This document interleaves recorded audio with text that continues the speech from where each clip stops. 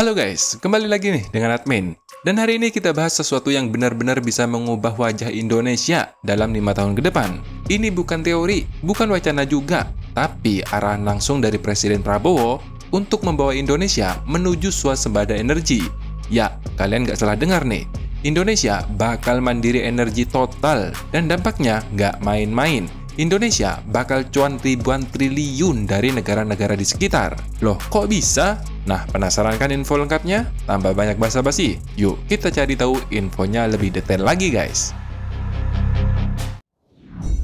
Ketika Presiden Prabowo menargetkan Indonesia mencapai swasembada energi dalam beberapa tahun ke depan, bagi sebagian orang mungkin itu terdengar skeptis, apalagi fokus utamanya bukan hanya sekedar energi, melainkan energi terbarukan atau energi hijau. Bisa swasembada energi, dan hitungan saya tidak lama, 5 tahun, paling lambat 6 tahun.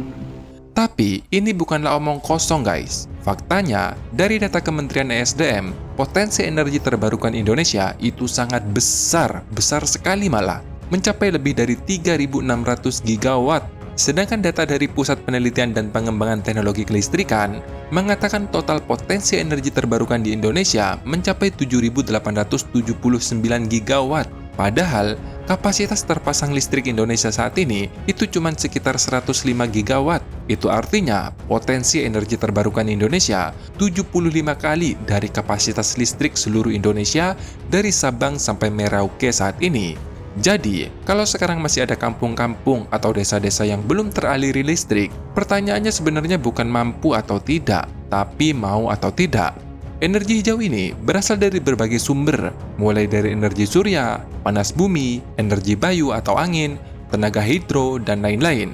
Nah, ternyata guys, pergeseran tren energi dari fosil ke energi hijau ini bukan hanya sekedar bermanfaat bagi lingkungan, tapi cuan besar loh bagi negara kita. Kenapa?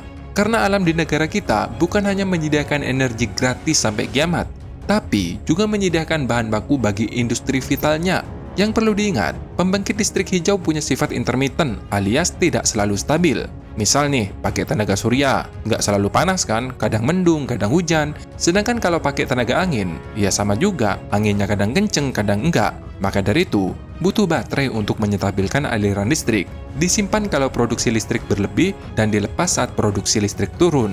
Inilah senjata kita atau peluang besar untuk menjadi hub energi di kawasan. Kenapa bisa? Bisa banget. Simpelnya nih, karena kita punya nikel, kita punya litium, kita punya grafit, dan kita punya kobalt. Bahkan nih, saat ini Indonesia menjadi negara terkuat di dunia loh, dari salah satu keempat bahan baku baterai tersebut. Dengan posisi yang dimiliki oleh Indonesia saat ini, ternyata kali ini kita patut acungi jempol nih pemerintah kita. Karena diam-diam, Indonesia melakukan akselerasi energi baru terbarukan, dan sekaligus siap jadi raja listrik hijau di Asia. Ini bukan omong-omong loh, bahkan ya, Indonesia telah sepakat mengekspor listrik hijau ke negara tetangga kita, ya, ke Singapura di tahun 2027 nanti.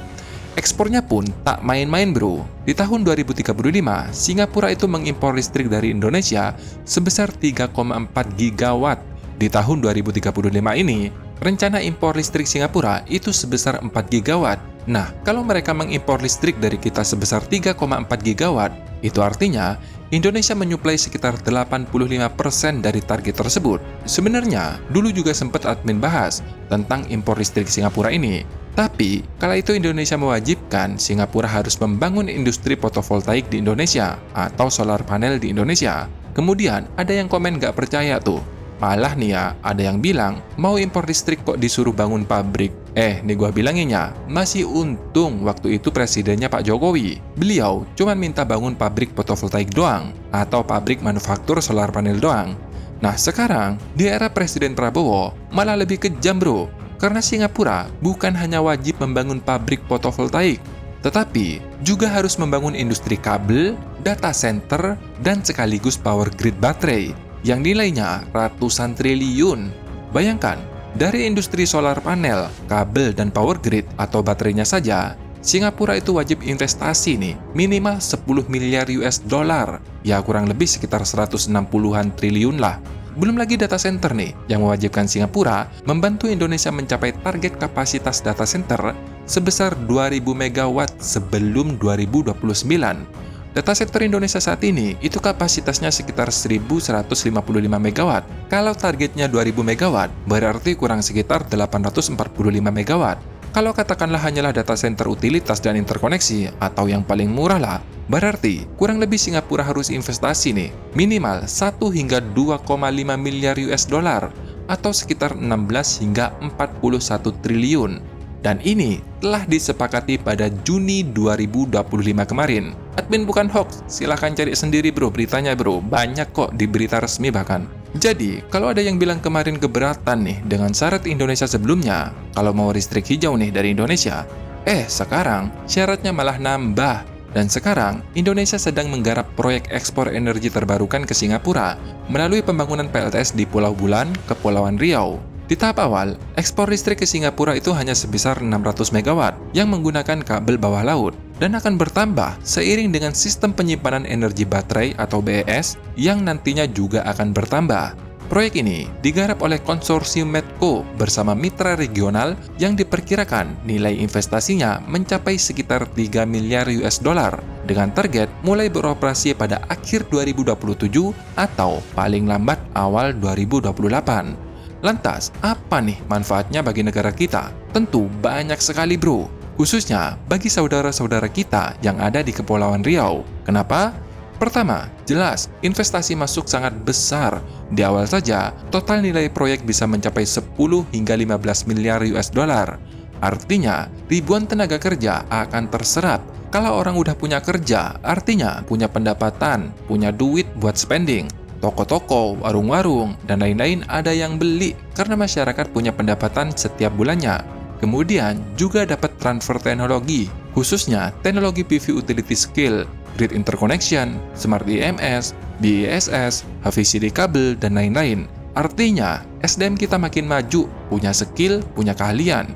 Dan yang paling penting nih, efek jangka panjangnya. Pengembangan energi terbarukan secara masif dapat memberikan dampak ekonomi yang sangat signifikan. Dari perhitungan Medco, nih perusahaan gak kaleng-kaleng loh. Perusahaan internasional mengatakan potensi investasi di sektor ini pada dekade mendatang berkisar antara 30 hingga 50 miliar US dollar, termasuk pembangunan PLTS, pabrik panel surya, dan fasilitas penyimpanan energi atau grid scale storage.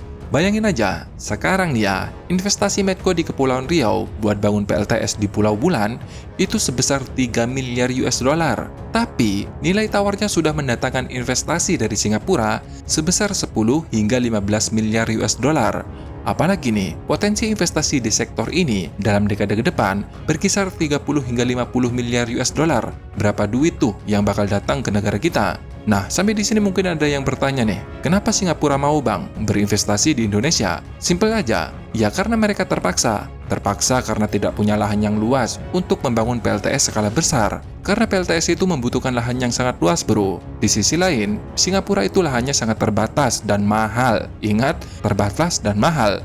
Yang kedua, mereka terpaksa karena tahu nih, bahan baku baterainya juga dari Indonesia. Bahkan nih, kalaupun mereka narik kabel dari Australia, baterainya juga dari Indonesia. Lawang tambang-tambang nikel di Australia itu banyak yang bangkrut kok karena kalah saing dengan nikel dari Indonesia. Gak percaya? Lihat tuh Reuters. Kalau masih mau maksa narik kabel dari Australia, jalur kabelnya pun masih lewat di wilayah Indonesia.